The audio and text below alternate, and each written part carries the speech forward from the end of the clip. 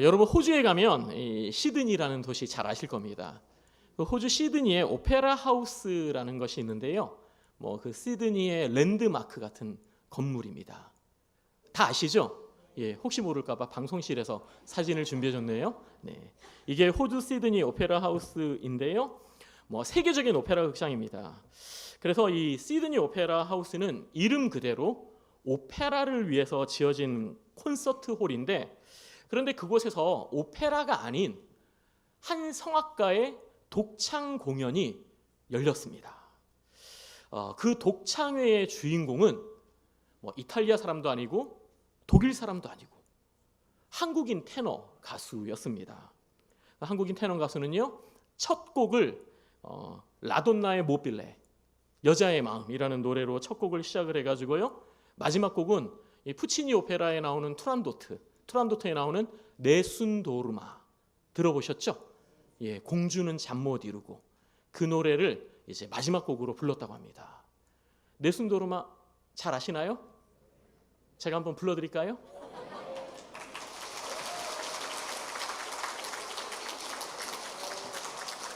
주일 예배가 아니니까 한번 제가 불러드리도록 하겠습니다.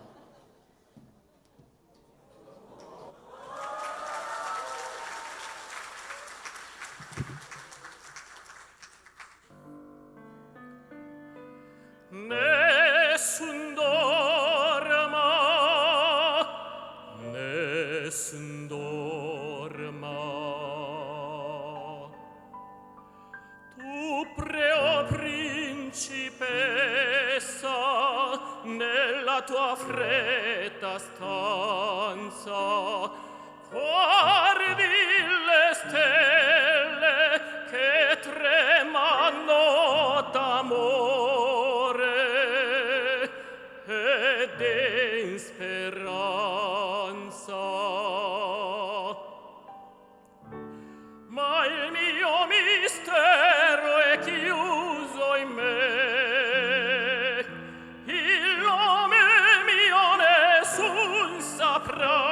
No, no, sulla tua bocca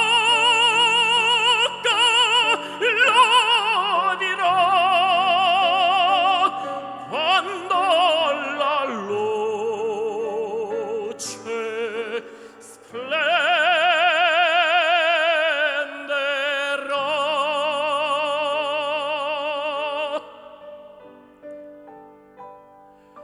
Ed il mio bacio scioglierà in silenzio che ti fa mia.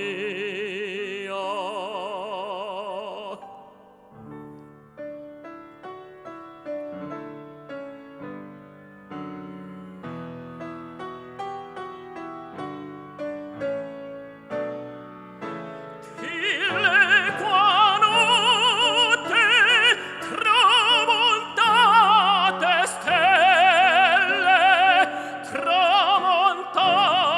stelle all'alba vincerò,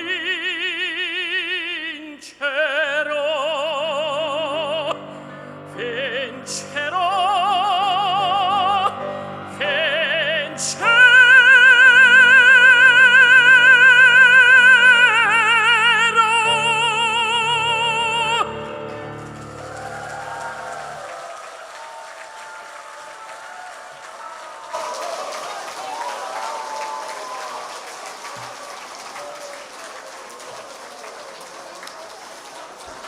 네. 네, 네네. 네. 저는 이렇게 한 곡을 불러도 너무너무 힘든데, 그 성악가는 10곡을 다 이렇게 오페라 아리아로 레파토리를 만들어가지고 멋지게 콘서트를 끝을 냈다고 합니다.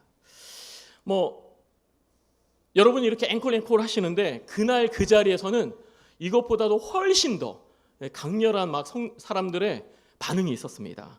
이렇게 마지막 네순도르마를 딱 끝내고 나니까 앵콜 외치면서 그렇게 이 사람들이 열광을 했는데요. 그때 그 성악가가 앵콜로 부른 노래가 바로 이 노래입니다.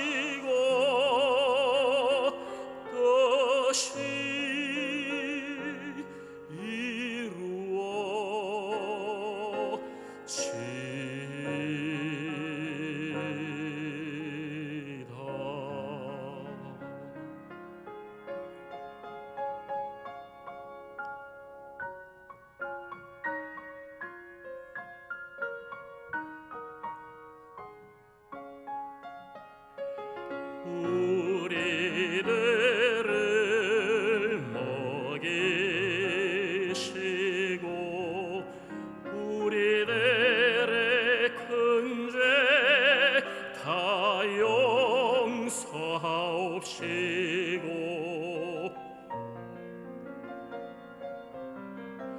또 시험에 들게 마시고 다만 악에서 구원하소서. 대개 주의 나라 주의 권세 주의 영광 영원해.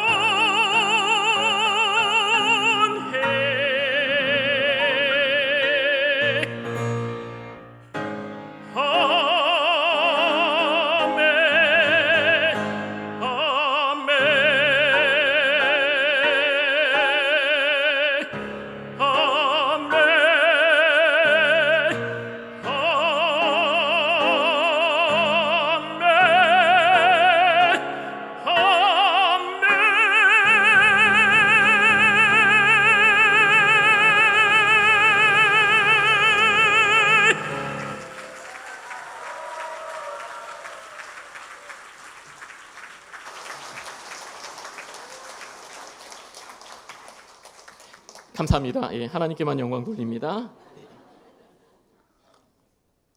이렇게 그 성악가도 마지막 앵콜 노래로 주기도문을 딱 부른 다음에 제가 방금 했던 멘트처럼 하나님께 영광을 돌립니다라고 하고 음악회를 마쳤다고 합니다. 사실 이 이야기는 현재 활동하고 있는 어떤 성악가의 이야기가 아닙니다. 제가 20살 때 가지고 있었던 꿈입니다.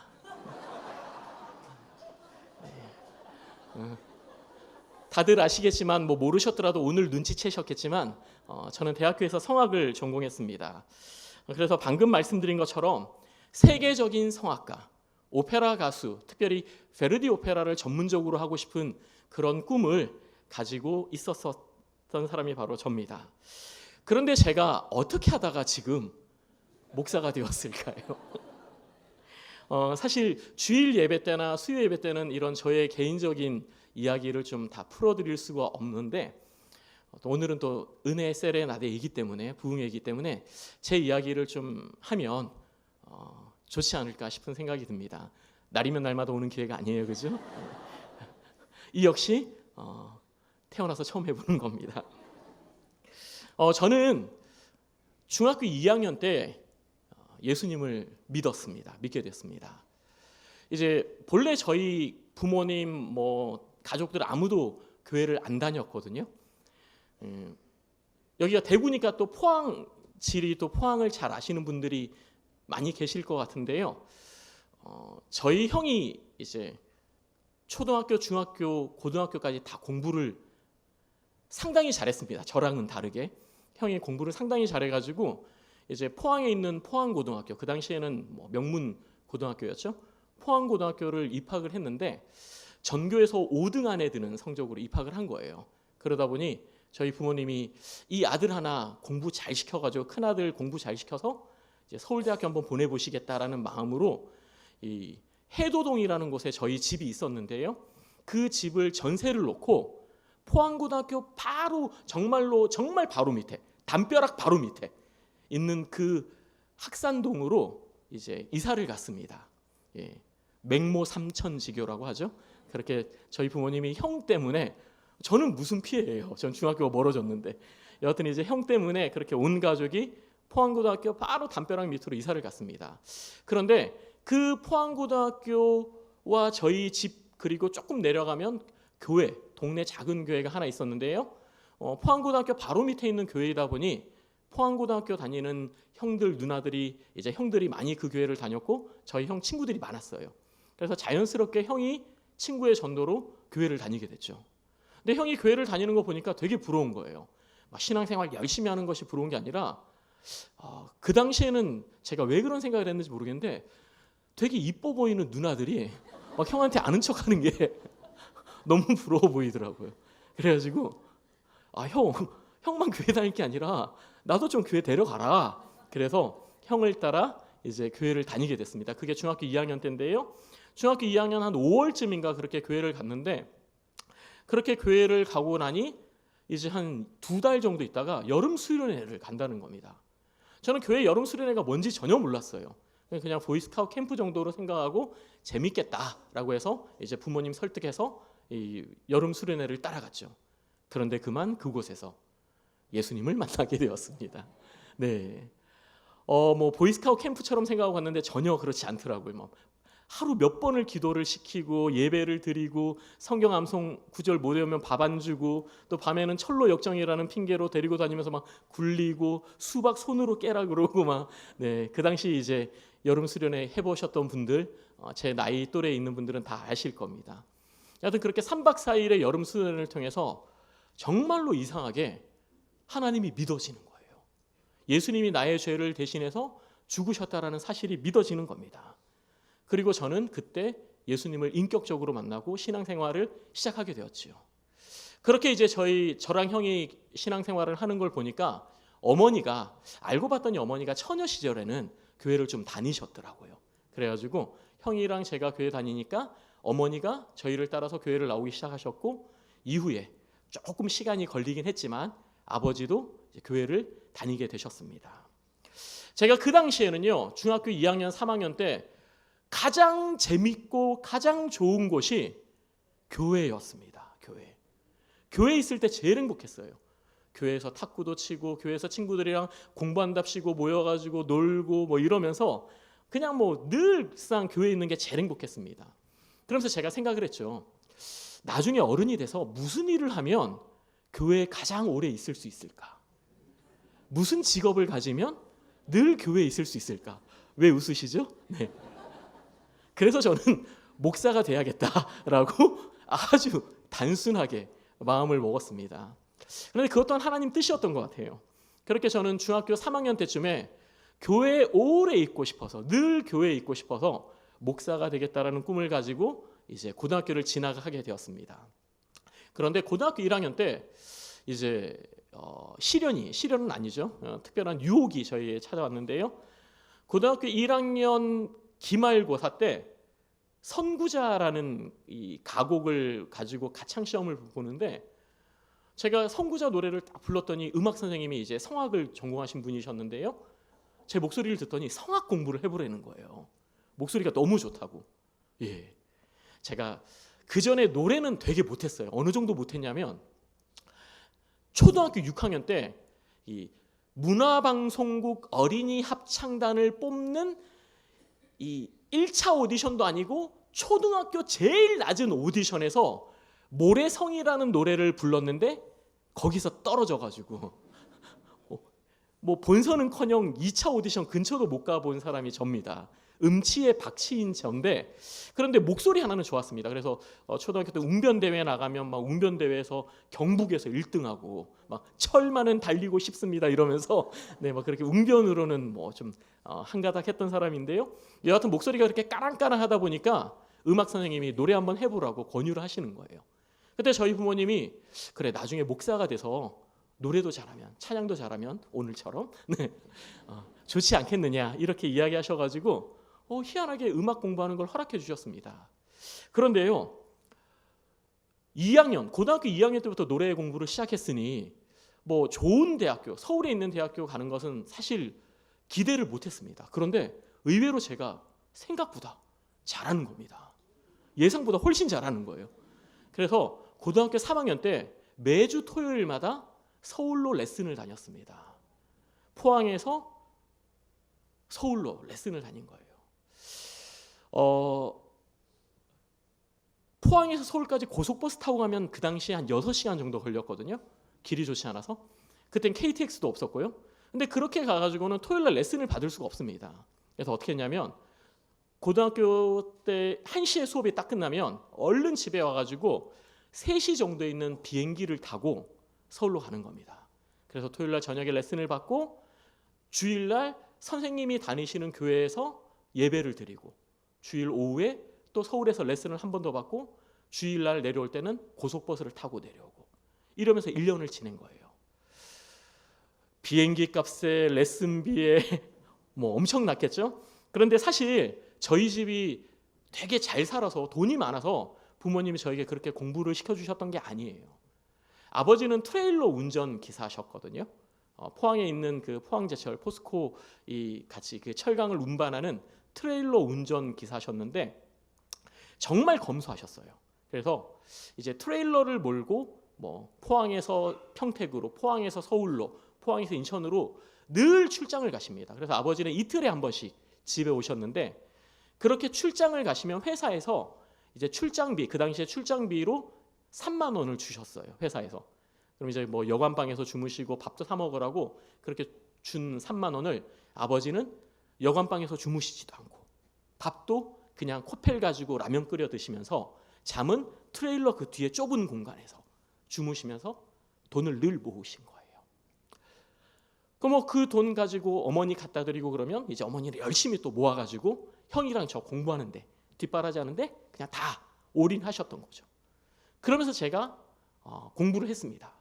근데 그렇게 제가 고3 때 서울로 다니면서 레슨을 할 수 있었던 이유는 앞서 잠깐 이야기했던 저희 형이 그렇게 기대하고 막 형 때문에 포항고등학교 바로 밑으로 이사도 가고 그랬는데 진짜 핑계가 아니고 입시에 너무 참 언럭키하게 정말 입시에 너무 피해자, 입시의 피해자. 그때 그 학력고사에서 수능으로 바뀌고 이러던 시대였는데요.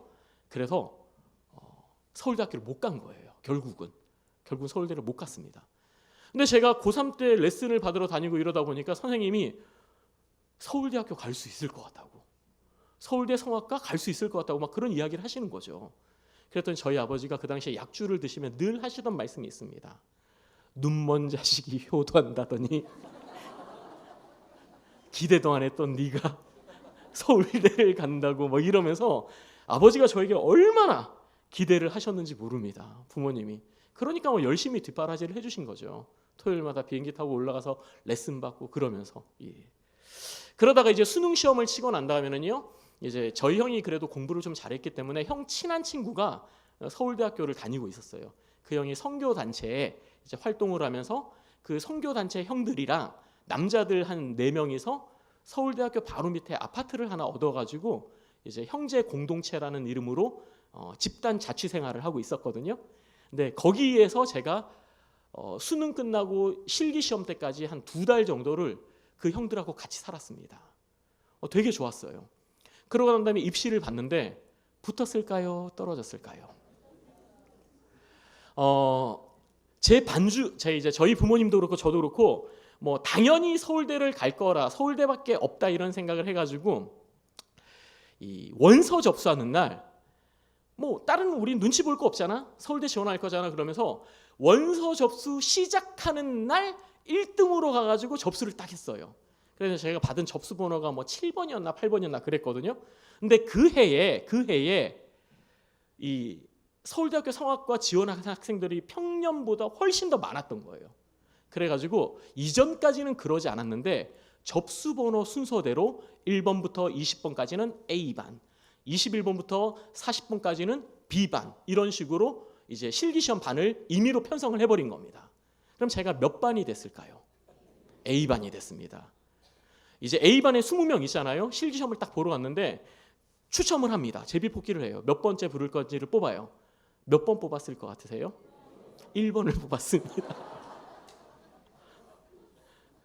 1996년 서울대학교 소강당에서 노래를 처음 부른 사람이 접니다.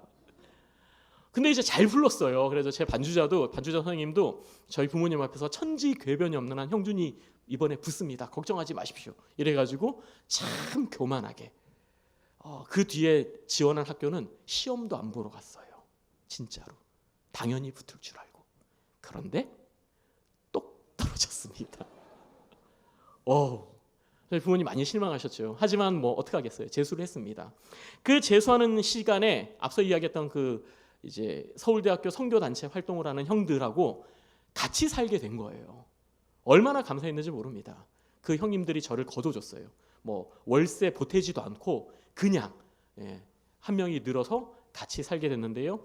그 1년의 세월 동안 제가 그 선교단체 형들, 뭐 거기는 박사과정 하시는 분도 있고 또 졸업해서 직장 생활하시는 선배님도 있고 그랬는데 그분들하고 같이 아침 저녁으로 큐티하고 또 말씀 읽고 이러면서 정말 많은 은혜를 받고 그랬습니다. 그러다가 여름 방학 때는요, 재수생의 신분으로 대학생 수련회를 따라가서 성령 세례까지 받고 방언도 받고 막 이러는 놀라운 은혜가 있었습니다.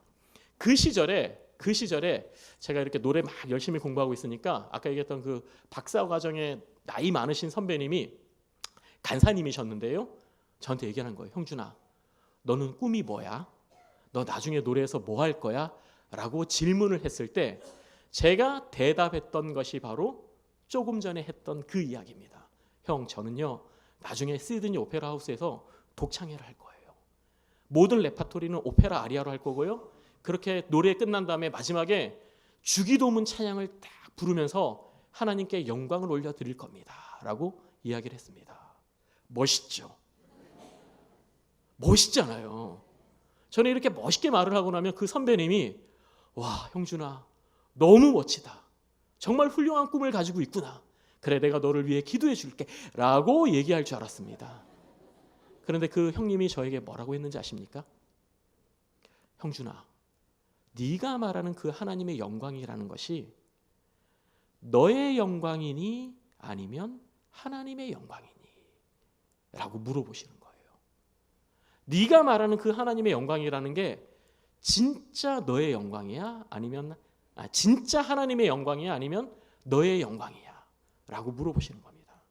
저는 그 순간 진짜 망치로 뒤통수를 한 대 맞는 것 같은 느낌이었습니다. 솔직히 95% 아니 99% 저의 영광이었고요, 나머지 1% 2% 정도는 하나님께 영광을 올려드립니다 라는 그런 마음이었던 거거든요. 그러면 하나님이 영광을 받으실 거라고 생각을 했던 것입니다. 저는 그래서 그 형님 앞에서요 아무런 대답도 할 수 없었습니다.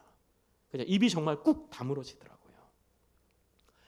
사랑하는 성도 여러분, 그리스도인이라면 누구나 우리의 삶이 하나님께 영광이 되어야 한다라는 것을 잘 알고 있습니다. 그죠? 누구나 하나님께 영광을 돌려드려야 되는 삶을 살아야 한다는 것을 잘 알고 있습니다.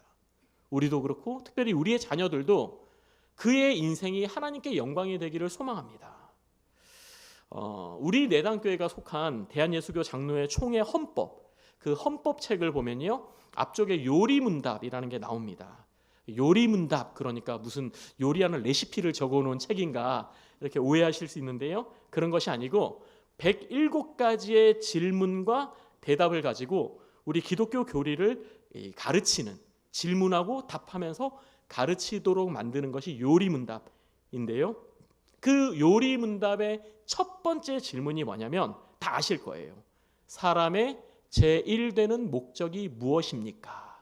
이게 요리문답 1번의 질문입니다. 답도 다 아시죠? 그 답은요, 사람의 제1되는 목적은 하나님을 영화롭게 하고 영원토록 그를 즐거워하는 것입니다 라고 정확하게 기록되어 있습니다.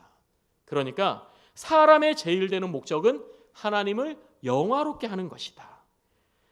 우리가 이 세상을 살아가는 이유, 그리스도인이 이 세상을 살아가는 이유는 무엇이다? 하나님께 영광이다. 하나님께 영광을 돌리기 위해서 우리는 살아간다라는 것을 너무나도 잘 알고 있습니다. 그죠?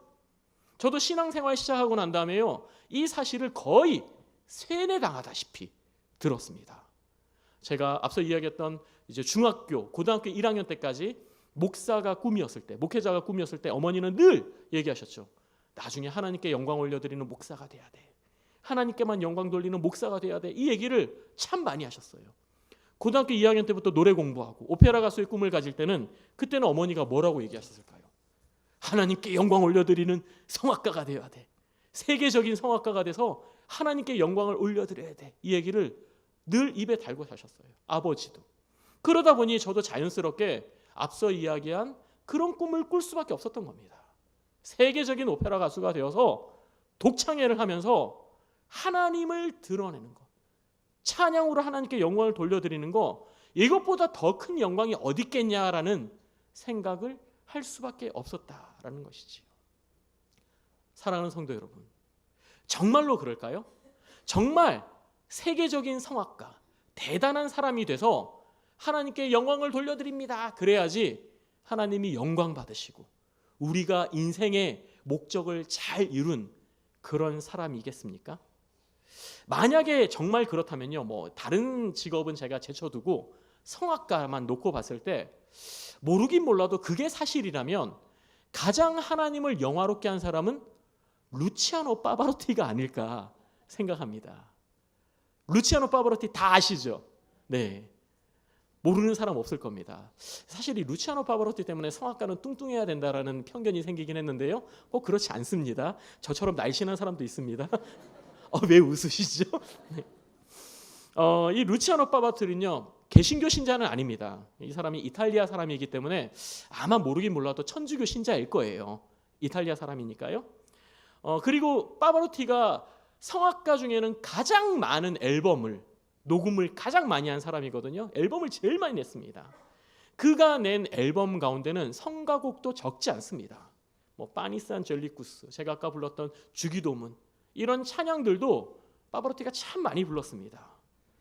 세계적인 성악가, 모르는 사람이 없는, 그리고 찬양도 부른.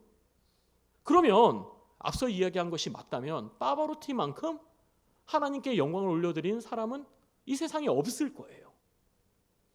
그런데 정말 그러냐라는 거죠. 여러분이 그 사실에 동의하십니까? 아니잖아요. 저도 그렇게 생각 안 합니다.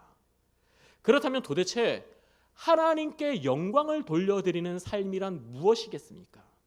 우리가 어떻게 하면 하나님께 영광을 돌려드리는 복된 삶을 살 수 있느냐라는 것입니다. 저는 오늘 그 답을 우리에게 주신 하나님의 말씀, 이 요한복음 9장의 말씀을 가지고 여러분과 함께 좀 이야기 나누고자 하는데요. 제가 아까 전에 읽어드렸던 요한복음 9장의 말씀, 읽어드렸던 그 말씀은 요한복음 9장 가운데서 결론 부분에 해당하는 말씀만 제가 읽어드렸습니다. 그런데 사실 요한복음 9장은 한 가지 사건을 가지고 이제 전체를 이야기를 하고 있습니다. 이 9장에 나오는 한 가지 사건은 너무너무 유명한 이야기입니다. 뭐냐면 예수님께서 안식일에 시각장애인의 눈을 뜨게 하신 사건, 눈먼 사람을 고쳐주신 사건이 바로 요한복음 9장에 있는 사건입니다. 특별히 여기에 실로암이라는 연못도 나오는데요, 뭐 우리가 부르는 찬양 어두운 밤에 캄캄한 밤에, 이 찬양 거기 이제 실로암 나오잖아요. 바로 요한복음 9장으로 만든 찬양이거든요. 그러면 이 요한복음 9장, 예수님께서 그 눈을 고쳐주신 그 사람의 사건이 어떻게 시작되었는지 우리 1절 말씀 같이 한번 읽어보도록 하겠습니다. 1절 말씀 시작.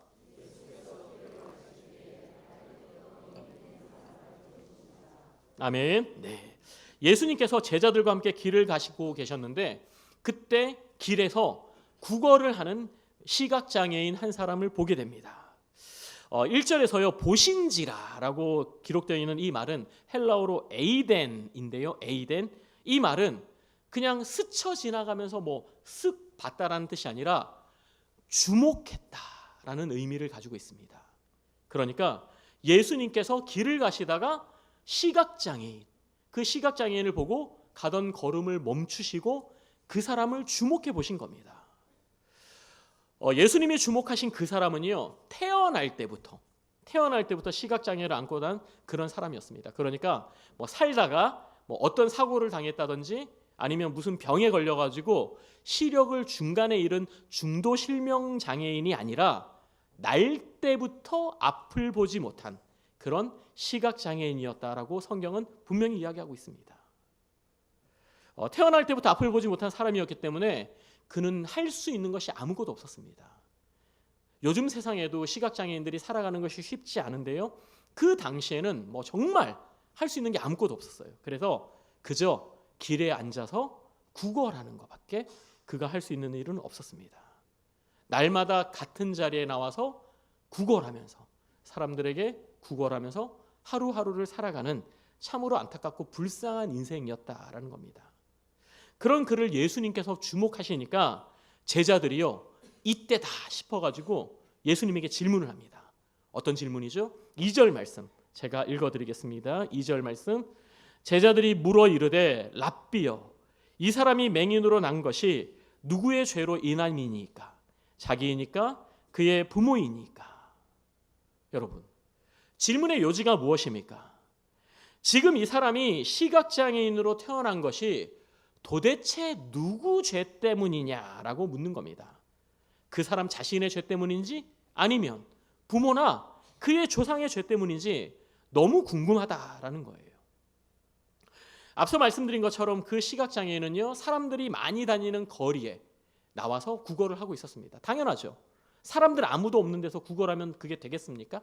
사람이 가장 많은 곳에서 구걸을 하고 있었습니다. 그러다 보니 예수님의 제자들은요, 이 사람을 많이 봤을 거예요. 오며 가며 봤을 겁니다. 볼 때마다 궁금했습니다. 야, 저 사람은 왜 태어날 때부터 시각장애인이 되었던 걸까? 왜 저 사람은 앞을 못 본 채 태어났던 걸까? 그 궁금함이 이 제자들에게 있었다라는 것입니다. 그때 예수님이 그 사람을 주목해 보시니 이때다 싶어가지고 제자들이 예수님께 물어봤던 거죠. 그 당시에는요, 제자들의 질문에서 우리도 알 수 있는 것이 뭐냐면, 당시 유대인들은 한 가지 편견이 있었습니다. 그게 뭐냐면, 이 사람과 같이 시각장애인, 날 때부터 시각장애인으로 태어났다든지 아니면 선천적인 어떤 질병을 가지고 태어난 사람들은 그게 죄 때문이다. 그 사람의 죄 때문이든 조상의 죄 때문이든 죄 때문에 그와 같은 인생의 어려움을 가지고 있는 것이다 라는 편견을 가지고 있었던 겁니다. 그래서 제자들은요, 예수님에게 저 사람은 왜 시각장애인으로 태어난 것입니까? 라고 묻지 않고요, 이 사람이 시각장애인으로 태어난 것은 누구의 죄 때문입니까? 라는 편견 가득한 질문을 하고 있더라라는 것이지요. 그때 우리 예수님이 무엇이라고 대답하셨는지 이 사실이 상당히 중요한데요. 우리 3절 말씀 같이 한번 읽어보도록 하겠습니다. 3절 말씀 시작. 예수께서 대답하시되 이 사람이나 그 부모의 죄로 인한 것이 아니라 그에게서 하나님이 하시는 일을 나타내고자 하심이라. 아멘. 네. 이 사람이 맹인으로 태어난 것은 누구의 죄 때문도 아니다. 여기까지는 좋아요. 그런데 이 사람이 시각장애인으로 태어나서 이렇게 고생하고 있는 이유는 하나님이 이러한 기구한 운명의 이 사람을 통해 하시고자 하는 일이 있다. 하나님이 뭔가 특별한 계획이 있어서 이 사람을 시각장애인으로 태어나게 하신 거다라는 말씀을 하고 계시는 겁니다. 우리는 조금 전에 아멘이라고 이야기했지만요, 대답했지만 사실 이 말씀, 예수님의 이 대답 생각하면 좀 그렇습니다. 그 뜻이 잘 이해가 되지 않아요.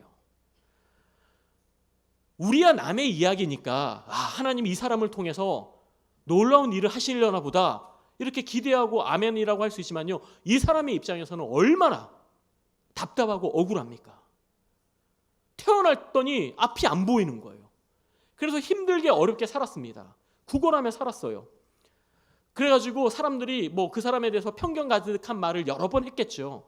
차라리 그렇게 이야기하면 이게 내 운명이겠거니, 내가 지은 죄는 없다고 하지만 우리 부모님이나 우리 조상이 잘못한 게 있어서 그 죄를 내가 지금 벌로 받나 보다라고 생각하면서 체념하면서 운명이겠거니 하고 살아왔을지 모릅니다. 그런데요, 예수님이 그 사람을 보면서 그거 아니야, 누구의 죄 때문도 아니야, 네가 이렇게 장애를 갖고 있는 것은 너를 통해 하나님이 무언가 하실 일이 있어 라고 이야기를 하시니 그 사람 입장에서는 얼마나 당황스럽고 황당하고 이게 무슨 일인가, 어떻게 저런 말씀하실 수 있나 하는 그런 생각 들지 않았겠습니까?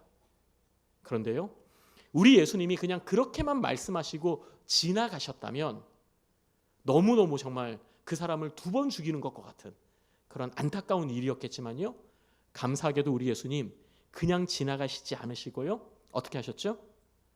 그 사람 앞에 멈춰 서셨던 예수님께서 땅에다가 침을 뱉으시고 진흙을 이겨가지고 그 진흙을 눈에 발라주셨습니다. 그리고 실로암에 가서 씻으라라고 말씀하셨지요. 그 다음 어떻게 됐습니까? 그 사람의 눈이 밝아졌습니다. 이에 가서 씻고 밝은 눈으로 왔더라. 할렐루야. 이에 가서 씻고 밝은 눈으로 왔더라 라고 성경은 이야기하고 있습니다. 그러니까 평생 시각장애를 가지고 살았던 그 사람의 눈을 우리 예수님이 뜨게 해주신 겁니다. 고쳐주신 거예요. 우리는 오늘 본문의 사건을 이제 이야기하면서요, 먼저 여기서 좀 중요한 사실 한 가지를 좀 마음에 새길 수 있어야 합니다. 교훈으로 가질 수 있어야 돼요. 그건 뭐냐면 우리 예수님께서는요, 우리가 고난 가운데 있을 때 예수님이 찾아와 주신다라는 사실입니다. 오늘 본문에 나오는 그 시각장애인이 고난 가운데 있었을 때, 인생의 어려움 가운데 있었을 때 우리 예수님이 찾아가셔서 그를 주목해 보셨듯이 마찬가지로 우리 예수님은 우리의 인생의 어려움 가운데 있을 때에 우리를 찾아오시고 우리를 주목하신다라는 겁니다. 우리가 은혜 세레나데 지금 넷째 날인데 첫째 날 강사로 오셨던 목사님 우미셸 목사님 말씀 다 기억나시잖아요. 그분이 드라이기로 머리를 말리고 있는데 갑자기 집이 망했어요. 그죠? 그러고 난 다음에 얼마나 고난 가운데 어려운 가운데 살았습니까? 이전까지는 예수님 하나님 모르고 살았는데 그 고난 가운데서 예수님을 만났다라는 은혜의 간증을 첫째 날 해주셨습니다. 둘째 날 최복희 권사님이 하셨던 말씀, 네, 마찬가지로 이제 뭔가 되려고 할 때 IMF라는 그런 고난을 맞게 되고 그 가운데서 정말 극심한 어려움 겪고 있었을 때 하나님이 찾아와 주셨다는 이야기, 예수님이 찾아와 주셨다는 이야기, 그리고 또 본죽이라는 회사를 창업해서 잘 되고 있을 때 또 어려움이 찾아와서 그 가운데서 또 주님을 만났던 이야기 우리가 들었잖아요. 그런 사실을 우리는 많은 사람들의 이야기를 통해 듣고 있습니다. 저는 그런 일이 있었을까요? 없었을까요? 저도 있었습니다. 앞서 이야기한 그 두 분만큼 심각한 그런 것은 아니지만 그분들에 비하면 좀 세 발의 피 같은 그런 좀 느낌이긴 하지만 저도 그런 어려운 사건이 있었는데요. 제 이야기를 조금 더 해드리도록 하겠습니다. 그렇게 이제 재수생 시절을 보내고 난 다음에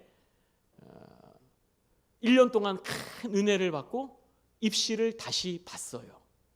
이제 서울에 있는 어느 한 대학교와 서울대학교 두 군데 시험을 봤습니다. 이번에 또 서울대를 또 떨어진 거예요. 그래서 근데 감사하게도 이제 앞에 본 학교에 합격을 했습니다. 그래서 그 대학을 들어가게 됐죠. 그렇게 그 대학을 들어갔더니 너무너무 좋은 겁니다. 너무너무 재밌는 거예요. 프레시맨, 신입생. 막 학교 생활이 너무 재밌어요. 또 그 학교 안에도 찬양 선교단이 있어가지고 찬양 선교단도 하면서 또 이제 막 노래도 배우고 선배님들하고 같이 뭐 합창이긴 하지만 오페라도 하고 이러면서 학교 생활을 너무너무 재밌게 했습니다. 저는 이 학교를 졸업하고 이 학교의 이 동문으로서 이 학교를 빛내는 좋은 훌륭한 성악가가 되겠다 이런 마음을 가지면서 열심히 학교를 다녔습니다. 1학년 마치고요. 2학년 다니고 있었는데 여름방학 때 2학년 여름방학 때 서울대학교의 한 교수님이 이제 마스터 클래스를 경기도 용인에서 개최를 하셨는데 제가 이제 서울대학교 성악가에 아는 형들이 많다 보니까 저한테 좀 와보라는 거예요. 한번 와서 노래를 배워보라는 겁니다. 뭐 이 마스터 클래스 비용이 싸지는 않았지만 그래도 돈을 모아서 그 마스터 클래스를 참석을 했습니다. 그 선생님이 상당히 유명하신 분이었거든요. 세계적인 성악가였습니다. 호세 카레라스 이런 사람들하고 같은 무대, 플라시도 도밍고 이런 사람하고 같은 무대에 서는 이제 베이스 성악가 선생님이셨는데요. 그분이 여는 마스터 클래스를 딱 갔는데 그 마스터 클래스에서 그 교수님이 저를 극찬을 해주시는 거예요. 오늘 제 노래 들으시면 안 믿으시겠지만 제가 왕년에는 오늘 한 것보다 한 10배 좀 잘했습니다. 극찬을 해주시는 거예요. 황금 트럼펫 같은 소리를 가졌다. 근래에 본 테너 중에 너만큼 좋은 소리를 가진 테너를 본 적이 없다. 이런 얘기를 하면서 정말로 그 세계적인 대가가 저를 인정해주고 극찬해주는 겁니다.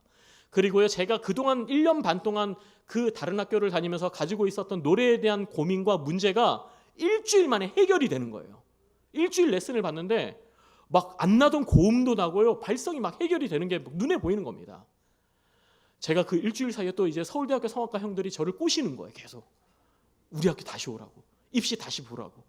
그래서 마스터 클래스 마지막 날 이제 다 이렇게 그 배웠던 학생들이 둥그렇게 방에 딱 몰려 있는데요. 둥그렇게 딱 있는데 제가 영화 같은 장면을 스스로 연출했습니다.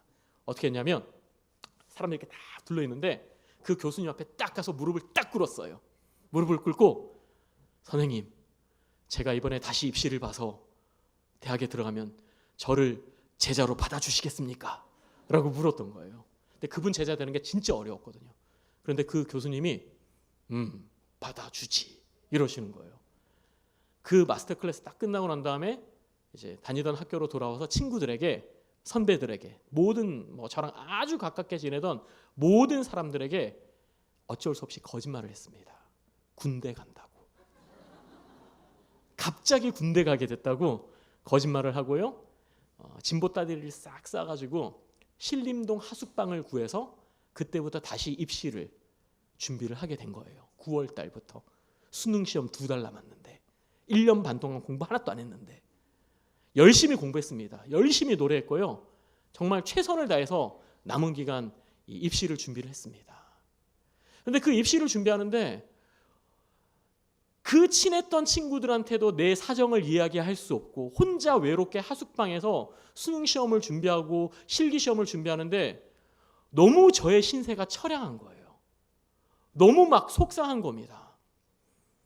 아니, 이렇게 내가 다시 서울대 입시를 볼 거면 그냥 고3 때, 재수생 때 하나님이 저를 그냥 붙여주시면 됐지. 아니면 그 교수님 만나지 않게 하던가. 왜 이제 와서 나를 다시 입시를 보게 해서 이렇게 하냐, 막 이런 하나님에 대한 불평이 점점 생기더라고요. 처음에 막 그렇게 가득하진 않았는데 그 시간이 지날수록 입시를 준비할수록 하나님에 대한 불평 불만이 막 가득 생기는 겁니다. 그러고 입시를 다시 봤어요. 실기시험을 칠 때 이번에는 1번으로 접수하지 않았습니다. 그런 안 좋은 기억이 있었기 때문에 1번으로 접수하지 않고요, 여유 있게 접수해서 좋은 번호를 뽑았어요. 실기시험을 딱 보러 갈 때 대기실에서 하나님 앞에, 그때는 제가 하나님께 정말 삐쳐 있었거든요. 완전히 삐쳐 있었습니다. 그래서 하나님께 기도 아닌 기도를 했습니다. 뭐라고 했냐면, 하나님, 제가 하나님 살아계신 거 압니다. 왜? 성령 세례도 받았고 방언도 받았잖아요. 제가 하나님 살아계신 거는 분명히 알겠는데 미안하지만 그 하나님이 나에게 좋은 하나님은 아닌 것 같습니다. 정말로. 왜? 내가 바라고 원하는 거 안 이루어 주시니까. 그래서 제가요, 대기실에서 하나님께 이렇게 얘기했어요. 오늘 시험 제 힘으로 볼 테니 하나님 절대로 간섭하지 마십시오. 진짜. 저를 도와주신다고 그러지 마십시오. 그냥 오늘 실기 시험은 제 능력으로 보겠습니다. 절대로 도와주지 마십시오. 그러고 실기 시험을 봤습니다. 합격했을까요? 떨어졌을까요? 수속으로 붙었습니다. 정말로. 수속으로 입학을 해버린 거예요. 그러니 제가 얼마나 더 교만해지고 하나님께 대한 삐침이 더 극을 달했겠습니까? 수속으로 입학을 하니까 옛날 생각이 나는 거예요. 내가 그때도 노래 그렇게 하지 못한 게 아니었구나. 그럼 그때 내가 왜 떨어진 거야? 2년 3년 지난 사이에 노래 실력이 많이 늘긴 했겠지만 이렇게 수속으로 붙을 정도면 괜찮지 않겠어? 이러면서 한 학기를요, 대학교 1학년 한 학기를 하나님께 완전히 삐친 상태에서, 물론 교회는 다니긴 했어요. 왜냐하면 솔리스트를 해야 되니까. 솔리스트를 해야지 이렇게 사례비도 받고 그걸로 좀 살고 하니까 교회는 나갔지만요, 정말 예배도 정성껏 안 드리고요, 목사님 설교하실 때 꾸벅꾸벅 졸기만 하고요. 그러면서 정말 하나님께 삐친 상태로 대학교 1학년 1학기를 보냈습니다. 그러던 여름 방학 때 이제 그러면서 제가 무슨 생각을 했냐면, 그러던 이제 여름 방학 때 하루는 학교에 이제 연습을 하러 연습실에 딱 올라갔는데 날씨가 너무 더웠어요. 지금은 아마 대학교 음대 연습실에 이 레슨실마다 연습실마다 다 에어컨이 나올 텐데, 제가 학교 다닐 때는 그 복도에 에어컨 한 대 딱 있고 연습실에는 에어컨 하나도 없었거든요. 엄청 더워서 그날 연습실에 연습하러 온 사람이 저밖에 없었던 것 같더라고요. 한창 연습하는데 너무 더워서 안 되겠더라고요. 그래가지고 은미대 식당에 이제 밥을 먹으러 갔는데, 저기 보니까 저희 과 동문 선배님들이 이렇게 모여가지고 밥을 먹고 있는 거예요. 가서 같이 밥을 먹자고 했죠. 같이 밥을 먹자고 했더니 좋다, 같이 밥 먹자. 그래서 같이 밥을 막 먹었습니다. 밥을 먹고 났더니 그 선배 중에 한 명이, 우리가 지금 큐티라는 걸 할 건데 너 혹시 큐티 아니? 이렇게 물어보더라고요. 제가 재수생 시절에 선교단체에서 훈련 1년 동안 받은 사람 아닙니까? 큐티를 모르겠습니까? 암송하고 있는 성경 구절이 몇 개인데 되게 자존심 상했지만 뭐 큐티 안다고 그럼 큐티 같이 할래? 그러더라고요. 그럼 큐티 같이 하자고. 그래서 밥 먹고 그 자리에서 선배님들이랑 큐티를 했습니다. 큐티를 하고 났더니 그 선배님 중에 한 명이 우리가 오늘 찬양 선교단에서 예배를 드릴 건데 같이 한번 갈래? 그러는 거예요. 뭐 한번 같이 가겠다고, 연습실 더우니까 이제 같이 한번 가겠다 그러고 그 찬양 선교단 예배를 갔어요. 서울대 찬양 선교단 예배를 참석을 해봤습니다. 그런 다음에 예배를 드리는데 말씀을 전하시는 전도사님, 이제 목사님이 되셨는데요. 그분의 말씀이 너무 은혜가 되는 거예요. 어떤 말씀이었는지 지금은 기억이 안 나지만 그때 그 짧은 예배에서 그 전도사님의 말씀에서 참 은혜를 받았습니다. 그러고 났더니 그 선배, 똑같은 사람입니다. 똑같은 날 똑같은 장소에서 일어난 일이에요. 오늘 우리가 회식을 할 건데 같이 회식 갈래? 그러는 거예요. 좋다. 그래서 이제 학교 앞에 있는 이 무한 리필 삼겹살 집에 가서 무한 리필로 삼겹살을 막 먹고 있었어요. 근데 그 선배님이 또 저한테 얘기를 하는 겁니다. 우리가 이번 여름에 중국에 비전 트립을 가려고 하는데 같이 갈래? 그러는 거예요. 얼마냐고 물어봤더니 50만 원이래요. 몇 박 며칠이라고 했더니 14박 15일이래요. 50만 원에 중국 해외여행? 너무 괜찮은데? 싶어가지고 가겠다고 했습니다. 대신에 이제 가려면 가기 전까지 매일 같이 나와서 찬양 선교단 연습을 해야 된다. 가서 우리가 해야 되는 중국어 찬양을 해야 되기 때문에 해야 된다. 라고 해서 좋다고 하겠다 그러고 그때부터 여름 방학 내내 열심히 찬양 선교단 연습을 했습니다. 그러고 14박 15일 중국의 비전 트립을 갔는데요. 정말 큰 은혜를 받았습니다. 너무너무 큰 은혜를 받았던 거예요. 그러니까 이전에 하나님께 삐쳐 있었던 그 모든 마음이 다 회복될 만큼 내가 정말 이렇게 큰 은혜와 사랑을 몰랐던 사람이 아닌데 내 욕심 때문에 내 뜻대로 하나님이 이루어주시지 않은 걸로 삐쳐서 하나님 온전히 예배하지 않고 온전히 사랑하지 않았던 그 모습 정말 눈물 콧물 흘리면서 회개하고요. 그렇게 14박 15일 은혜를 받고 돌아왔습니다. 그리고 제 삶이 다시 한번 바뀌게 됐죠. 열심히 노래하고 열심히 찬양 선교도 활동하고 교회도 열심히 다니고 청년부 활동도 하고 이러면서 은혜의 삶을 살았습니다. 그러다가 이제 그런 가운데 저에게 이제 어떤 생각이 있었냐면 3년을 제가 늦게 대학을 들어갔잖아요. 3년을 늦게 대학을 들어갔는데 이 3년의 세월을 잃어버린 나의 인생을 어디서 찾을까라고 생각을 하다가 콩쿨로 군대를 면제받으면 되겠다라는 생각을 한 겁니다. 그 당시에는 중앙 콩쿨, 동아 콩쿨, 음역 콩쿨에서 1등을 하면 군대를 면제시켜줬거든요. 올림픽에서 메달 따면 면제시켜주듯이 그 콩쿨 3개에서 1등을 하면 면제시켜주는데 특별히 저희 지도 교수님이 저에게 장담하셨어요. 내가 너는 군대 안 보낼 자신 있어 이러면서 장담을 하셨어요. 얼마나 제가 자신 있어요. 그래가지고 막 열심히 예배드리고 열심히 교회 섬기고 찬양 선교단 하면서 하나님 앞에 간절히 기도했죠. 무슨 기도요? 하나님, 제가 이렇게 열심히 하나님 섬기니까 제발 콩쿨에서 1등 해가지고 제 군대를 면제시켜 주십시오. 이러면서 열심히 신앙생활도 하고 노래도 열심히 했습니다. 그러다가 군대를 미루다가 더 이상 미룰 수 없는 26살 될 때까지 군대를 미룬 겁니다. 제가 한번 지난 수요 예배 때 26살에 군대 갔다고 말씀드렸는데요. 그래서 제가 26살에 군대를 갔습니다. 군대 가기 직전에 마지막으로 중앙 콩쿠르를 나갔는데요. 저에겐 절호의 찬스가 왔어요. 대학교 4학년 때였거든요. 제 지도 교수님이 심사위원장이셨던 거예요. 놀랍죠? 1차 무난히 통과했습니다. 2차 딱 준비하고 있는데 제 지도 교수님 심사위원장이고 교수님이 이번엔 마지막 기회다 잘해봐라 막 이러고 있었어요. 근데 2차 콩쿠르를 준비하는데 겨울이었거든요. 감기 기운이 살짝 올라오려고 하는 것 같아요. 그래서 참 무식하면 용감하다고 어디서 잘못 들은 정보가 있어가지고 감기 기운이 올라오려고 할 때 매운 거 먹고 땀을 쫙 빼면 감기가 낫는다라는 그런 잘못된 이 의학 상식을 가지고 함께 살던 형과 함께 이 신림동에 있는 찜닭집에 가가지고 찜닭 매운 거 한 마리 주세요. 그래서 둘이서 땀을 뻘뻘 흘리면서 찜닭을 딱 먹었습니다. 그리고 문을 딱 열고 나는데 찬바람이 쫙 불더라고요. 감기가 엄청나게 심해진 거예요. 2차 콩쿨 교수님이 중간에 딱 앉아 계시는데 노래 3곡 부르는 동안 소리가 5번 뒤집어졌습니다. 오늘은 한 번도 안 뒤집어졌잖아요. 그날은 노래 3곡 부르는데 노래 소리가 5번 뒤집어진 거예요. 전문 용어로 우라카이라고 하거든요. 네, 5번의 우라카이가 난 겁니다. 와, 교수님이 얼마나 저를 막 실망하시고 뭐라 그러시고 혼났는지 모릅니다. 그리고 저는 그해 여름에 월드컵 끝나고 하나님의 은혜로 군대를 가게 됐습니다. 저는 국방부 군악대를 갔거든요. 모병 시험 3번 봐서 2번 떨어지고 3번째 합격해가지고 여름에 군대를 갔는데 사실 국방부 군악대면요, 서울 동작역에 동작동에 군대가 있고요, 뭐 거의 민간인 집단 생활에 가깝습니다. 훈련 받는 거 하나도 없고요. 이제 가서 행사 있으면 가서 노래 부르고 국방부 장관, 뭐 합참의장, 뭐 가끔 대통령 앞에서 노래 부르는 게 제 군 생활이었습니다. 그런데 저는 너무 그게 속상한 거예요.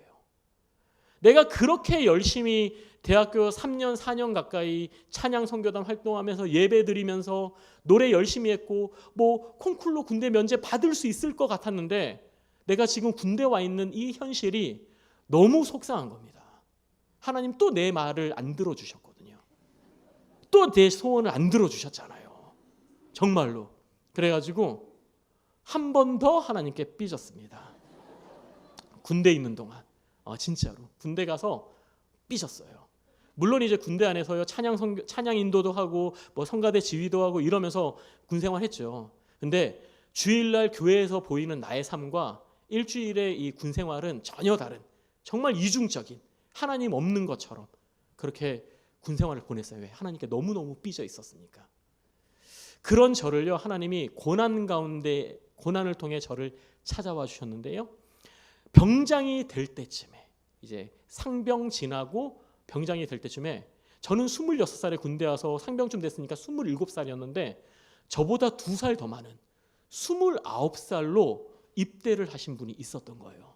근데 그분은 12년 넘게 미국에서 살아서 한국 군대 자체가 적응이 잘 안 되시는 그런 분이 저희 부대, 저희 내무실에 온 겁니다.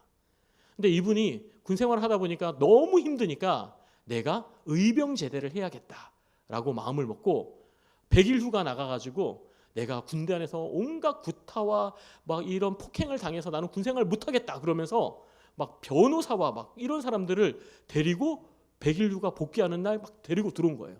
그래서 이제 이 조서를 쓰라고 했더니 막 그 사람이 조서를 썼는데 온 부대가 발칵 뒤집어진 거죠. 국방부 군악대가 뒤집어진 겁니다. 헌병대에 와가지고 이러면 안 된다. 정말로 너를 괴롭힌 몇 명만 써라 라고 했는데 2사람의 이름을 썼는데 제 이름을 쓴 거예요. 저는 별로 안 괴롭혔거든요. 물론 이제 내무실 고참이었기 때문에 어쩔 수 없이 이제 뭐 그 험한 얘기도 좀 하고 뭐 군생활 똑바로 하라고 뭐 이렇게 좀 혼내키기도 했지만 때리지도 않았고요. 정말 예, 진짜로. 근데 제 이름을 딱 쓴 겁니다. 2명 중에 1명에다가. 근데 이분은 그냥 우리들 뭐 몇 박 며칠 영창 보내는 걸로 끝낼 목적이 아니라 이 일을 크게 만들어서 자기는 의병 제대하는 게 목적이었기 때문에 이게 나중에 군 검찰단까지 넘어가고요. 왜냐하면 맞은 사람은 있는데 때린 사람은 없다고 하니 군 검찰단까지 넘어가고 이 사건이 아주 길게 이어졌습니다. 제 군생활 이제 병장 되면 군생활 정말 편해지잖아요. 근데 저는 그때부터 고난이 시작이 된 거예요. 너무너무 힘들게 군생활을 보내게 된 겁니다. 영창 갈까 봐. 내 인생에 빨간 줄이 끌릴까 봐. 너무너무 두려운 가운데 이 군생활을 보내고 있었습니다. 그때 제가 위병소에서 근무를 쓸 때 혼자서 어떻게 해요? 군대라는 그 뭐 누구의 도움도 받을 수 없는 곳에서 그런 어려움을 당하니 진짜로 심각했거든요. 그때는 제가 하나님 앞에 기도를 했죠. 하나님, 제가 잘못했다고. 제가 돌아보니 하나님이 이렇게 베풀어 주신 은혜가 많았는데 제 욕심 때문에 그랬던 것 같다고 회개하면서 그 위병소에서 늘 간절한 마음으로 불렀던 찬양이 있습니다. 이 시간에 여러분들하고 좀 같이 부르고 싶은데요. 하나님은 너를 지키시는 자, 좀 같이 부르겠습니다.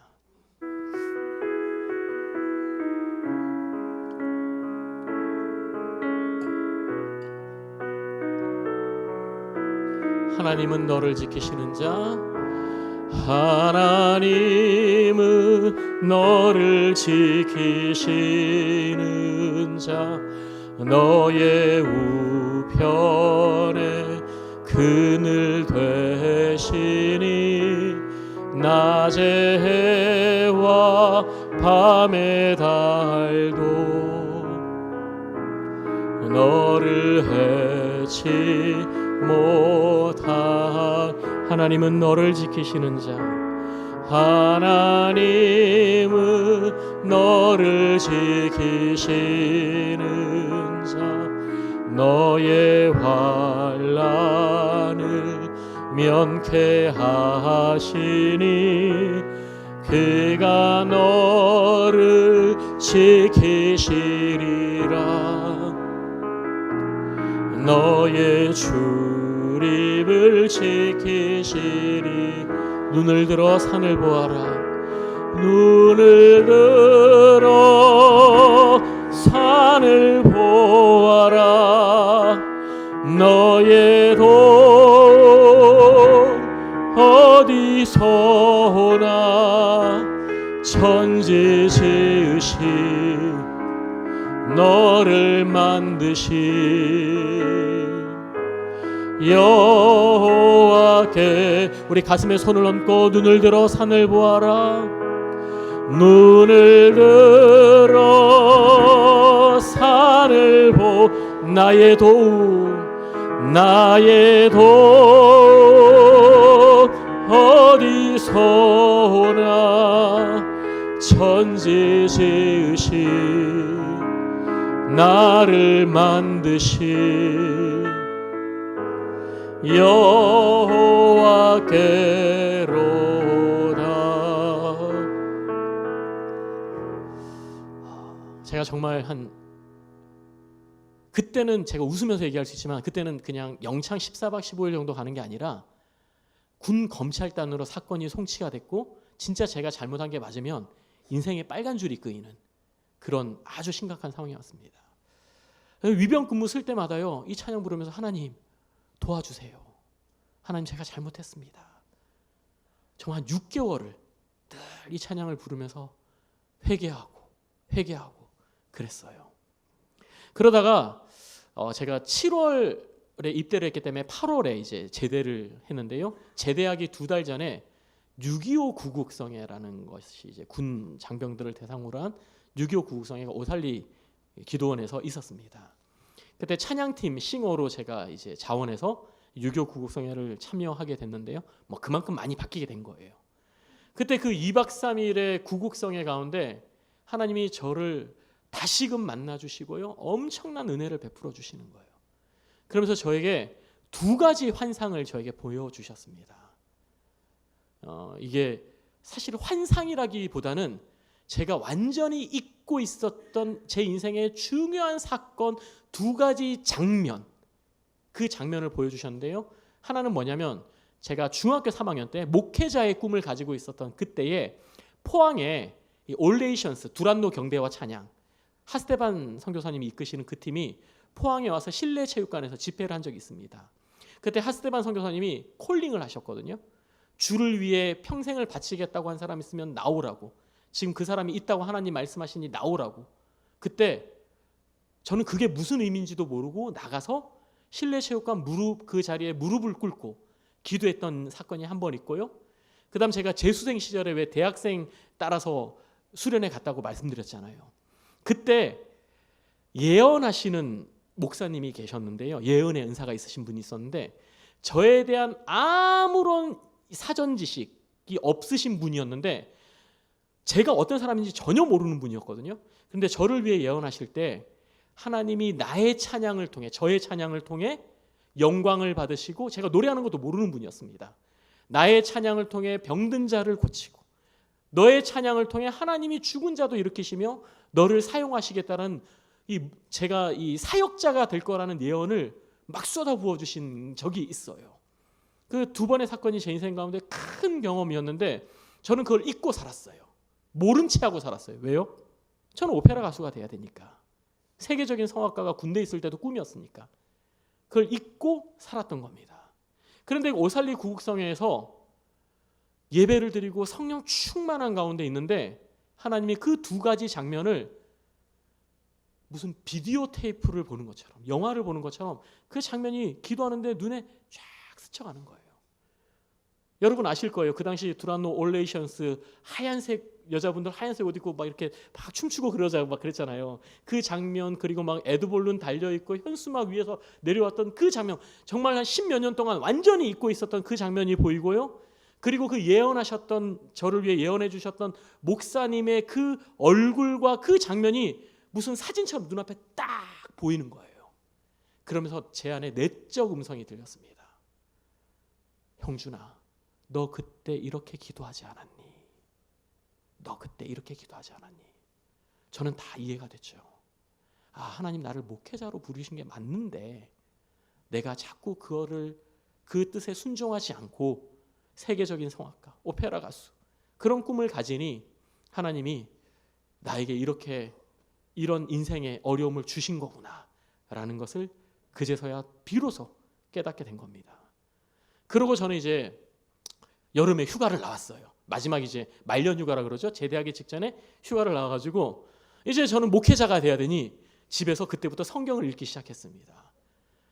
그전에는 안 읽었거든요. 집에서 성경을 한참 읽고 있는데 어머니가 불안하신지 저한테 물어보는 거예요. 안 하던 짓을 하니까 네 웬일로 성경 읽노? 그러시는 거예요. 제가 이때다 싶어가지고 어머니 사실은요 제가 이래서 여차여차 해가지고 하나님이 저한테 이런 걸 보여주셨어요. 저 그래서 목사가 되려고 합니다. 저는 어머니 권사님이셨으니까 칭찬해 주실 줄 알았어요. 어머님이 제가 읽던 성경책을 딱 뺐더니 던지시는 거예요. 내가 네 그러려고 노래 시킨 줄 알아. 그 사이에 어머니도 아버지도 제가 뭐 저를 위해서 투자한 것이 너무 많고 드린 게 많고 하니까 목회자가 되는 걸 바라지 않으셨던 거죠. 어머니가 이제는 아버지도 당연히 그러려고 그렇게 막 재수에 삼수를 해서 서울대를 가고 막 그렇게 콩쿨 나가고 그런 게 아니라는 거죠. 그런 상황 가운데 와 제가 충격을 먹었습니다. 이게 하나님 뜻이라고 내가 명확하게 마음을 받았으면 적어도 다른 사람은 몰라도 부모님은 도와주셔야 할 거 아니야 라고 생각했는데 어머니가 그렇게 이해를 안 해주시니 내가 하나님의 음성을 잘못 들었나? 내가 본 환상이 잘못된 건가? 라고 생각을 하고 뭐 그냥 군 생활을 마치고 제대를 했어요. 그러고 난 다음에 복학을 해가지고 제가 그때부터 다시 기도를 했습니다. 뭐라고 기도했냐면 하나님 부모님이 저렇게 얘기하시는 거 보니까 그날 제가 이 오살리 기도원에서 너무 은혜 받아서 순간 뭘 잘못 본 것 같아요.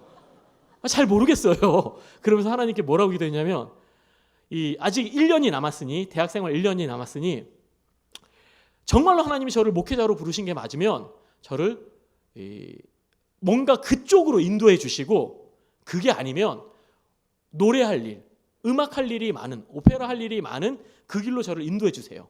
저는 모르겠습니다. 주님 인도하시는 대로 갈게요 라고 생각하고 대학교 4학년 복학을 했습니다. 무슨 일이 많았을까요? 당연히 노래할 일이 많죠. 그래서 뭐 콩쿨도 나가고 뭐 그러면서 계속 노래할 일이 생기는 겁니다. 오페라도 하고 막 라보엠도 하고 한여름밤의 꿈도 하고 뭐 이러면서 뭐 주인공도 맡고 이러면서 오페라 할 일이 막 생기는 거예요. 하니까 이건 뭐 오페라 가수인가 보다 이러면서 이제 유학을 그냥 목회자의 꿈은 다시 접고 다시 똘똘 말아서 접고 유학을 가려고 마음을 먹었습니다. 그때 저희 지도 교수님이요 저를 이제 딱 보시면서 하는 얘기가 그분은 이태리에서 공부하셨거든요. 근데 당신이 보시기에 저는 이태리로 유학을 가면 안 된다는 거예요. 저는 원래 이태리로 유학 가고 싶었습니다. 이태리에서 노래 공부를 하고 싶었던 사람인데 이태리로 유학 가면 안 된다는 거예요. 이유인즉슨 그 당시에 이제 유럽이 통합이 되면서 EU가 되면서 원래는 이태리가 리라라는 돈 단위로 화폐를 썼는데 그때는 이태리 그 리라 가치가 좀 낮아서 물가가 비교적 괜찮았거든요. 근데 유럽이 통합되면서 이태리가 물가가 너무 오른 거예요. 근데 한국인은 거기 가서 아르바이트도 할 수 없대요. 교회 성가대 솔리스트도 할 수 없대요. 왜? 한인교회 솔리스트들은 다 그러니까 성가대 대원 자체가 다 솔리스트니까 뭐 솔리스트도 할 수 없는 거죠. 그래서 선생님이 너는 미국으로 유학을 가라라고 이야기를 하는 거예요. 네가 고음도 잘 내고 또 너 같으면 미국에서 장학금 받으면서 대학을 갈 수 있으니까 이태리가 아니라 미국을 유학을 하라. 근데 제가요 영어를 정말 못했습니다. 심각하게 못했어요. 어느 정도 못했냐면 대학교 1학년 때 수능 시험 딱 치고 얼마 안 있었을 때 그래도 영어가 제일 따끈따끈하지 않습니까? 그때 이제 뭐 그 서울대학교에서 탭스 750점 안 넘으면 졸업이 안 된다라는 그런 루머가 돌아가지고 야 그럼 빨리 시험 봐서 750 넘겨야겠다 그러고 탭스 시험을 제가 봤습니다. 1학년 1학기 때 열심히 풀었습니다. 990점 만점에 제가 200점이 안 나왔어요.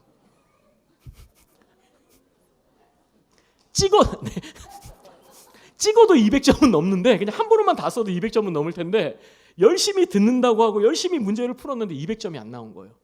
그런데 그런 저에게 미국으로 유학을 가라니 토플, CBT 성적을 내야지 유학 원서를 쓸 수 있는데 이게 무슨 상황인 겁니까? 그래서 그런데 교수님 말씀하시니까 어쩔 수 없잖아요. 그때 제가 삼성동에 있는 한 어학원을 등록을 하고요. 정말 토플 성적 받기 위해서 석 달 동안 어깨에 침을 맞아가면서 하루에 단어 400개씩 외우면서 죽어라고 공부했습니다.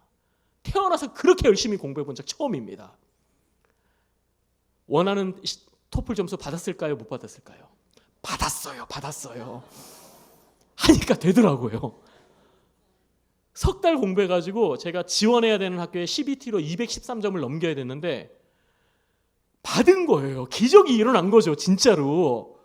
와, 그런 다음에 이제 미국 유학을 다 준비해서 원서 쓰고 미국에 있는 5개 학교에 어플라이하고 1차 테이프 오디션 합격하고 이제 나는 그 중에 어느 학교를 이제 시험을 보러 갈까 장학금 준 데를 가야겠다 이러고 있었습니다. 유학 준비를 다 맞춰놓고 있었어요.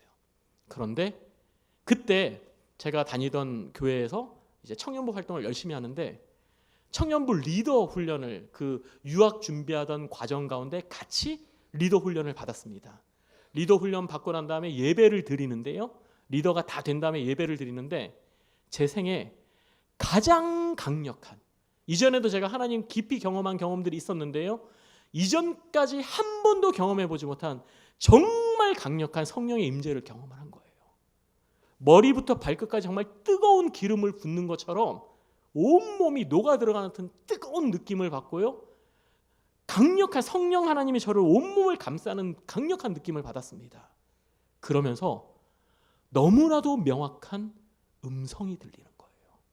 마치 사람이 옆에서 말을 하듯이, 지금 제가 여러분에게 이야기하는 게 여러분 들리듯이 제 귀에다가 말을 하는 겁니다. 하나님께서 뭐라고 말씀하시냐면 이렇게 얘기하셨어요. 형준아, 너는 왜 네가 계획을 다 세워놓고 이것이 내 뜻이면 되고 내 뜻이 아니면 안 되게 해달라고 기도하니 나는 네가 더 이상 그러지 않았으면 좋겠다. 이렇게 말씀해 정확하게. 저는 그 음성을 듣는 순간 하나님이 무슨 말씀을 하시는지 바로 알았습니다. 왜냐하면 제가 미국 유학 준비하는 그 석 달 동안 리더 훈련을 받으면서 또 제 안에 갈등이 생기는 거예요. 하나님 분명히 나를 목회자로 부르신 것 같은데 내가 이렇게 유학 가서 성악가로 가버리면 이게 맞나? 정말 하나님 뜻이 맞나? 그러면서 제가 기도했거든요. 하나님 뜻이면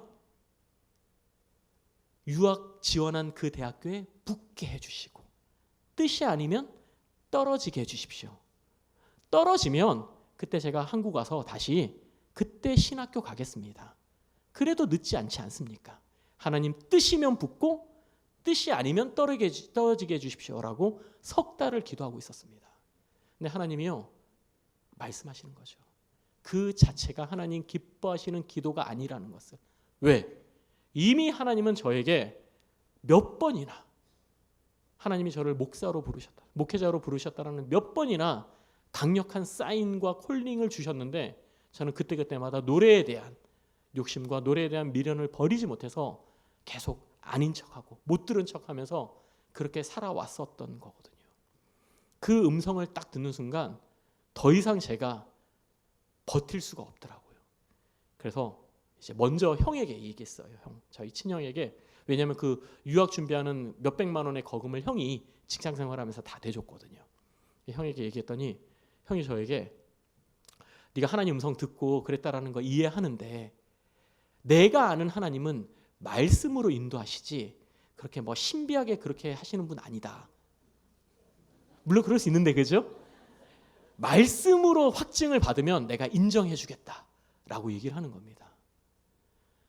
그래서 제가 알겠다. 그러고 난 다음에 이제 말씀으로 달라고 하나님께 말씀을 달라고 막 기도를 했어요. 기도를 했는데 하나님 저에게 주셨던 말씀이 히브리서 11장 말씀. 히브리서 11장의 말씀을 가지고 믿음에 대한 말씀을 주시는 거예요.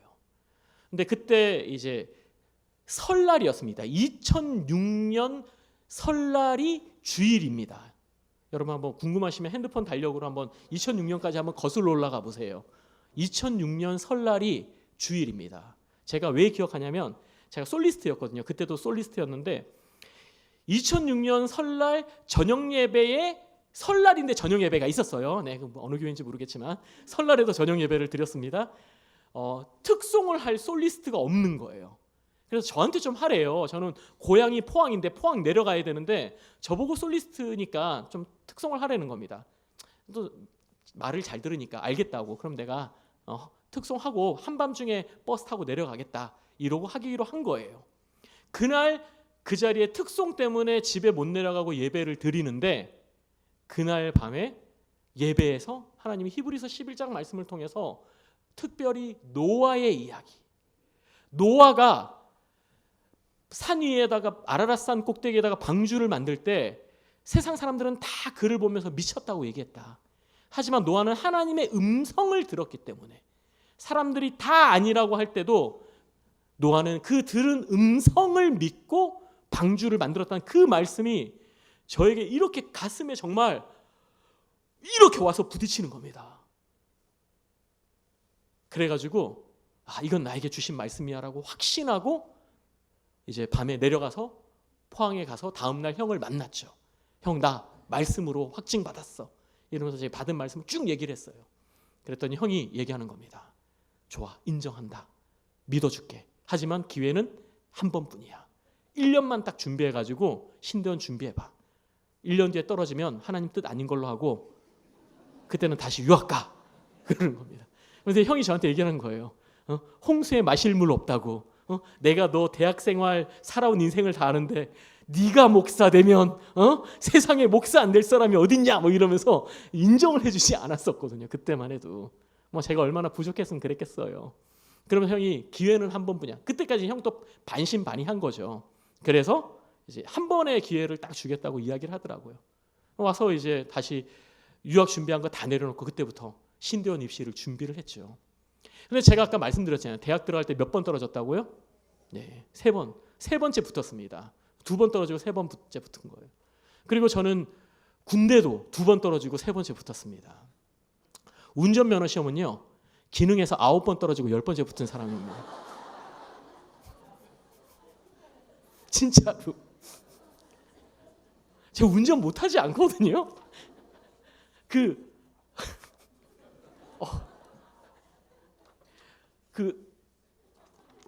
지원서 뒤에 보면 인지 붙이는 거 있잖아요.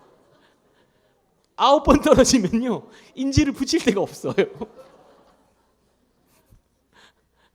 제가 잠깐 그 얘기해 드릴게요. 제가 운전면허 시험을 그 학원에서 전문 학원에서 한 게 아니라 돈 아끼려고 야매로 배웠거든요. 야매로. 서울 삼성역 앞에 가면 아저씨가 명함 주면서 야매로 이렇게 가르쳐 주시는 분이 있어요. 그분한테 야매로 한 2-3번 하는데 아저씨가 잘한다고 가서 시험 보래요. 가서 시험 보는데 언덕길에서 계속 시동이 꺼지는 겁니다. 언덕길에서 9번을 언덕길에서 시동이 꺼지는 거예요. 와 정말 미치겠더라고요. 9번 떨어지니까 이 운전면허 시험장에 있는 사람이 저를 알더라고요. 저한테 그러는 겁니다. 아저씨 왜 자꾸 떨어지는지 아세요? 그러는 거예요. 모르겠어요. 그랬더니 아저씨 야매로 배웠죠. 딱 이러는 거예요. 어떻게 아셨냐고. 여름이었거든요. 우리가 야매로 배운 사람 떨어뜨리려고 에어컨을 4단으로 켜놓는데요. 야매로 배우면 반클러치 쓰도록 배우기 때문에 에어컨 4단 켜놓으면 제가 그래도 남자는 스틱 몰아야 된다 이래가지고 1종 보통 시험 봤거든요. 2종 자동이었으면 안 떨어졌죠. 그래서 야매로 반클러치 쓰면 언덕길에서 무조건 떨어질 수밖에 없대요. 시동이. 다음에 10번째 시험 볼 때는 에어컨 딱 끄고 해보라고. 할렐루야. 10번째 에어컨 딱 끄고 시험 봤는데 바로 붙었습니다. 대학 2번 떨어지고 3번째 붙었죠. 군대 2번 떨어지고 3번째 붙었죠. 운전면허 시험 9번 떨어지고 10번째 붙었죠. 저는요, 그때만 해도 떨어지는 거에 대한 트라우마가 있었어요. 나는 뭐든지 한 번에 안 될 거야. 근데 형이 저한테 신대원 입시 딱 한 번만 기회를 준다니 얼마나 부담이 컸겠습니까? 열심히 기도했습니다. 열심히 준비했고요. 한 번에 붙었을까요? 떨어졌을까요? 붙었어요. 근데 제가 아까 이게 정말 하나님 은혜인 건데요. 그 당시 뭐 지금도 마찬가지지만 장신대 신대원을 가려면 성경도 너무너무 중요하지만 영어 시험을 잘 봐야 됩니다. 탭스 성적이 되게 중요하거든요. 근데 제가 이태리 유학 가려고 그러다가 미국으로 방향을 틀어가지고 갑자기 영어를 어깨에 침 맞아가면서 공부했잖아요. 저는 믿습니다. 하나님이 저 신대원 보내시려고 유럽을 통합시켜 주신 걸로 믿습니다. 저를 신대원 보내시려고 영어를 해야 되니까 그래서 유럽을 EU로 만드시고 저를 미국 유학 보내실 듯 하면서 영어 공부하게 하셔가지고 제가 감사하게도 신대원 한 번에 들어가서 이렇게 목회자의 삶을 살고 있습니다. 저는요, 그래서 그 확신을 갖는 것이 하나님 뜻에 대해서 우리가 분명히 깨닫고 믿음을 가지고 나아갈 때 하나님이 우리들에게 그 삶을 하나님께서 선하게 인도해 주신다라는 것을 분명히 배울 수 있었습니다. 다시 오늘 본문 이제 결론으로 가서요. 앞서 이야기했던 것처럼 우리가 그 길에서 만났던 그 사람이 예수님을 만나서 눈을 떴던 그 사람이 이제 예수님을 통해 그의 인생이 바뀌게 되었는데요. 그 다음에 어떤 내용이 나오냐면 그 사람을 바리새인들이 종교 지도자들이 불러서 너의 눈을 뜨게 해주신 그 예수가 안식일에 일을 했기 때문에 그 사람은 죄인이다라고 이야기를 합니다. 그때 그 맹인이 했던 말이 오늘 본문 요한복음 9장 24절 25절 말씀인데요. 우리 요한복음 9장 24절 25절 말씀을 한 목소리로 그 가운데 25절 말씀을 다시 한번 읽어보도록 하겠습니다. 시작. 대답하되 그가 죄인인지 내가 알지 못하나 한 가지 내가 아는 것은 내가 맹인으로 있다가 지금 보는 그것이니이다. 아멘. 무슨 이야기입니까? 지금 종교 지도자들 바리새인 너희들이 예수님이 죄인이라고 이야기하는데 나는 그거는 모르겠어. 그분이 죄인인지 아닌지 나는 그거 판단하지 못하겠어. 하지만 내가 아는 한 가지, 명확한 한 가지는 무엇이다? 예전에는 내가 눈을 뜨지 못했는데 예수님 만나기 전에는 내가 앞을 보지 못했는데 예수님을 만나고 나니 내가 앞을 보게 되었다. 내 인생이 바뀌게 되었다라는 이야기를 하고 있는 것입니다. 사랑하는 성도 여러분, 이게 바로 하나님께 진정으로 영광을 올려드리는 삶의 모습이다라는 겁니다. 예수님을 만난 다음에 우리 삶 가운데 변화되는 것이 있어야 한다라는 거예요. 뭐 대단한 사람, 유명한 사람, 세계적인 성악가가 돼서 하나님께 영광을 올려드립니다라는 그 인생이 아니라 예수님 믿기 전과 예수님 믿고 난 다음에 나의 삶이 조금이라도 변한 것이 있다면 어제보다 오늘이 낫고 오늘보다 내일이 낫고 특별히 주변에 있는 사람들이 나를 보면서 야, 너를 보니 하나님 살아계신 게 느껴진다.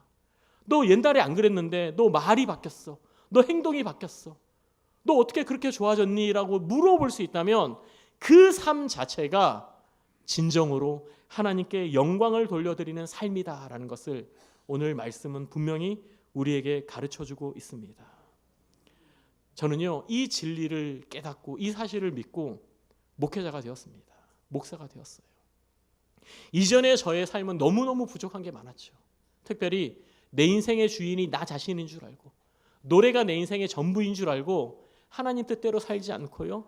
내가 바라고 원하는 것을 하나님이 이루어 주시기를 소망하면서 그것이 될 때는 하나님 감사해요. 하나님 사랑해요. 그러다가 그것이 안 되면 또 삐져가지고 하나님 없는 것처럼 생각하고 하나님 있어도 그 하나님 나를 사랑하실 줄 안 줄 생각하고 그러면서 살았던 모습이 저에게 있었다라는 것입니다. 하지만 지금은 아닙니다. 변화된 삶을 경험했고요. 무엇이 하나님이 원하시는 영광된 삶인지를 알고 있습니다. 제가 이렇게 신학교를 가고 이제 전도사 생활도 하고 안수를 받을 때쯤, 목사로서 안수를 받을 때쯤 제 안에 하나님께 참 궁금한 게 있는 거예요. 저의 부족함을 누구보다도 내가 잘 아니까, 누구보다도 제 자신이 잘 아니까, 하나님, 제가 이렇게 부족한 게 많은 사람인데 왜 저를 목사로 부르셨습니까?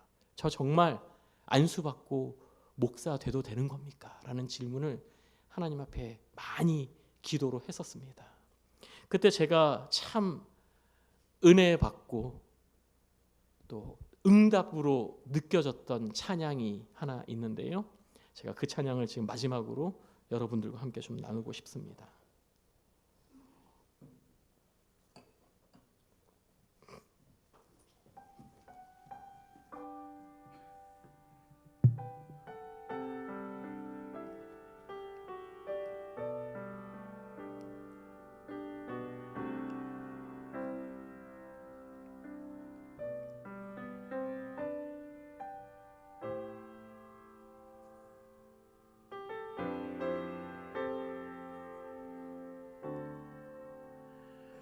하나님 나 부르실 때에 내 어리석음 다 보셨지만 그 어리석음 멸시치 않고 지혜로 바꾸셨네. 하나님 나 부르실 때에 내 약함도 다 아셨지만 그 약함까지도 멸시치 않고 능력으로 바꾸셨네. 하나님 나 부르심은 오직 그리스도로 온전히 옷 입히려 하심이라. 하나님 나 부르심은 오직 그리스도로 온전히 옷 입히려 하심이라.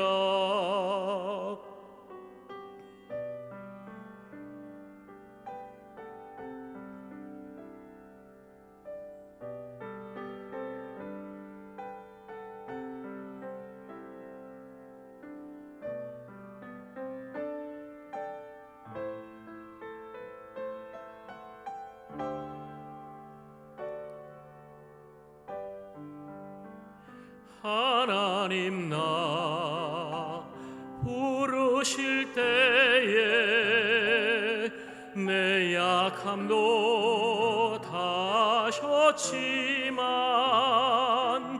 그 약함까지도 멸시치 않고 능력으로 바꾸셨네.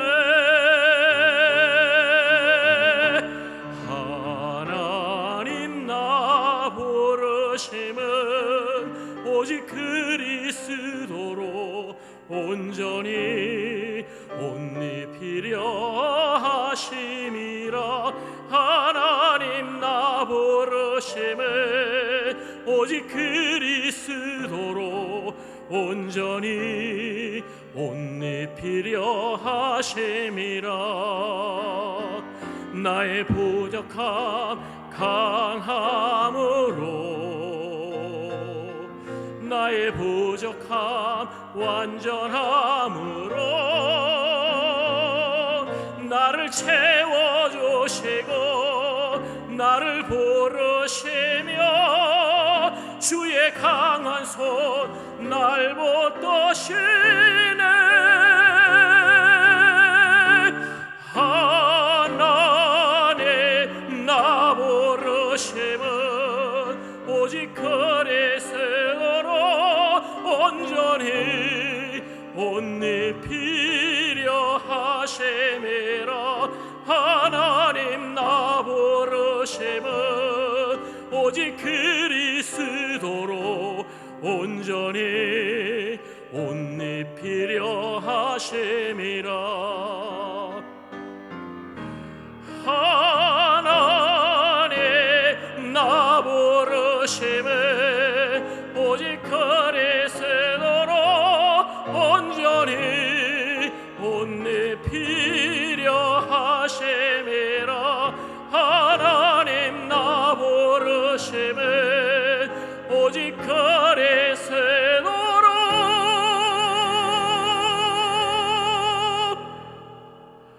온전히 옷 입히려 하심이라.